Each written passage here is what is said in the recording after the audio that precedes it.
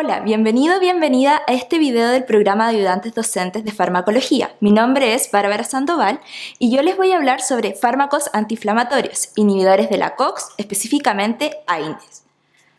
Al final de este video, tú habrás aprendido a conocer los fármacos para tratar la inflamación, comprender el mecanismo de acción de los inhibidores de la COX, conocer las acciones terapéuticas de los AINES y finalmente conocer los efectos adversos de los AINES. Para poder comprender qué fármacos hay que utilizar para tratar un estado inflamatorio, debemos entender qué procesos ocurren en dicho estado.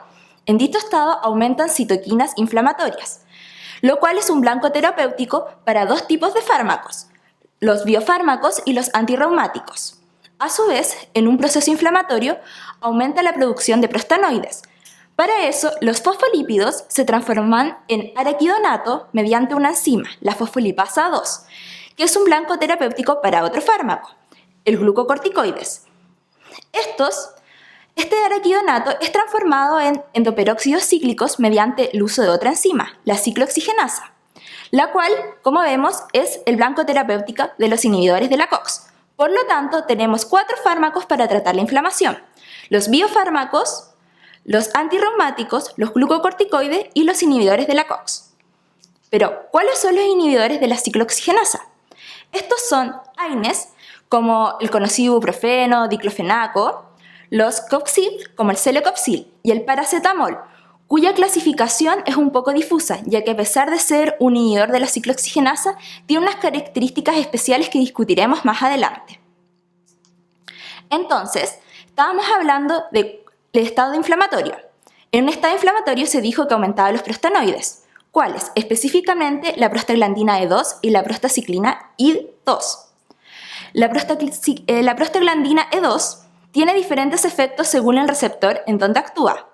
En el receptor EP1 tiene efectos de contracción de la musculatura digestiva y bronquial. En el EP2, al contrario, tiene efectos de relajación de la musculatura.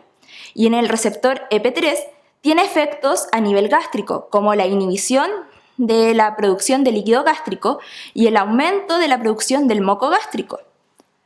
Pero también dijimos que aumentaba otra prostaglandina, la prostaciclina o prostaglandina I2, que tiene receptores a lo largo de todo nuestro endotelio, la cual produce finalmente vasodilatación. Otras prostaglandinas que se ven aumentadas en un estado inflamatorio son las prostaglandinas F2, que producen contracción uterina, la prostaglandina D2, que también produce vasodilatación, o los tromboxanos. Entonces, tenemos que al no haber ciclooxigenasa que transforme el araquidonato en endoperóxidos cíclicos, no se formarán prostaglandinas. Es aquí como las AINES hacen efecto, ya que no se producen los endoperóxidos cíclicos. Pero, ¿qué pasa cuando pensamos en ciclooxigenasas? ¿Hay una sola en el cuerpo? No, tenemos 2 isoformas. La ciclooxigenasa 1, que está constitutivamente en todas nuestras células, y la ciclooxigenasa 2, que solo está producida en momentos inflamatorios. Los AINES actúan en la ciclooxigenasa 1 y 2, no selectivamente. Se cree que sus efectos antiinflamatorios son cuando actúa en la ciclooxigenasa 2 y sus principales efectos adversos es cuando actúa en la ciclooxigenasa 1, ya que está en todo nuestro cuerpo y tiene funciones homeostáticas para mantener el correcto funcionamiento de nuestro organismo. Pero tenemos otros fármacos, los COXIBs, los cuales actúan selectivamente en la ciclooxigenasa 2, que solo es producida en estados inflamatorios, aunque se ha descrito que constitutivamente está en nuestros riñones. Entonces, estamos pensando nuevamente en un estado inflamatorio. ¿Qué lo caracteriza? Fiebre. ¿Cómo se produce la fiebre? Por la prostaglandina E2, la cual aumenta su concentración en el hipotálamo, produciendo una alteración de nuestro termostato y el estado febril. También nos caracteriza que hay edema, tumor, el cual se produce por la vasodilatación y la acumulación de sangre en esas partes del cuerpo. Y el dolor. ¿El dolor es producido directamente por las prostaglandinas? La respuesta es no. El dolor es producido por la sensibilización de las fibras aferentes C mediante las prostaglandinas. Por lo tanto, si no hay producción de prostaglandinas, no vemos estos efectos inflamatorios. Por lo tanto, al consumir AINES, no hay prostaglandinas y no tenemos estas características típicas de la inflamación. Entonces, podríamos decir que las acciones terapéuticas de los AINES son una acción antiinflamatoria, ya que como vimos disminuía el tumor, eritema, el calor. Teníamos un efecto analgésico, ya que no se sensibilizan las fibras aferentes C. Un efecto antipirético. Como vimos, no hay aumento de prostaglandinas en el hipotálamo, entonces no hay una alteración de nuestro termostato. Pero también se han descrito otros efectos. El antiagregante plaquetario, que es bastante conocido, el cual se debe a la acción en la ciclooxigenasa 1 en las plaquetas. Pero a su vez, como la disminución de estas prostaglandinas tiene efectos beneficiosos para nuestro organismo, también tiene efectos deleterios, ya que cuando hay AINES no están estas prostaglandinas y sus funciones homeostáticas no se están llevando a cabo y tenemos nuestros conocidos efectos adversos o RAM.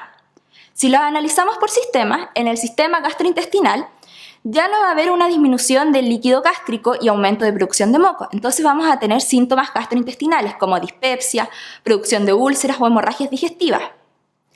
Si pensamos en el riñón, las prostaglandinas E2 y I2 son buenas porque mantienen hemodinámicamente una buena función renal.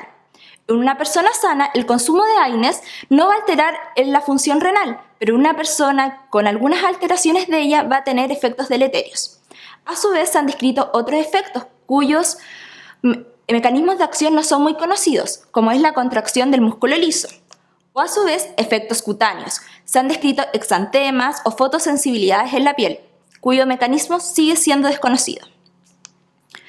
Pero hablemos de AINES que son bastante conocidos. Uno de ellos es el ácido acetilsalicílico, la aspirina, que todos conocemos. Todos sabemos su efecto antiagregante y sus múltiples usos cardiovasculares. Y hablemos de nuestro polémico paracetamol. El paracetamol, como mencioné, es un inhibidor de la COX-1 y la COX-2. Algunos mencionan que inhibe específicamente una COX-3 que habría en el sistema nervioso central. ¿Pero por qué es tan controversial? Si bien el paracetamol tiene efectos analgésicos, nos quita el dolor y tiene efectos antipiréticos contra la fiebre, no tiene efectos antiinflamatorios. Y nosotros estamos hablando de fármacos antiinflamatorios. Otro grupo importante de los inhibidores de la COX son los COXIBs, que como mencioné previamente, inhiben selectivamente la COX-2, no la COX-1. Lo que hace es su mayor ventaja. Su ventaja es que al no inhibir la COX-1 no produce efectos gastrointestinales. Por lo tanto, se ha autorizado su uso para dolores como artrosis, de cadera, de rodilla, artritis. Unos ejemplos de estos fármacos son el celecoxib, el entericoxib y el parecoxib. Entonces, en resumen, tenemos fármacos antiinflamatorios, los cuales pueden ser inhibidores de la ciclooxigenasa. Dentro de ellos tenemos los AINES, los cuales inhiben no selectivamente la COX-1 y la COX-2. Vimos que sus acciones son analgésicas, antipiréticas y antiinflamatorias, incluso antiagregantes. Y también tenemos los COXIB, que inhiben selectivamente la COX-2. Su principal ventaja versus los AINES es que no se han descrito efectos gastrointestinales. Muchas gracias y espero que hayan aprendido de AINES.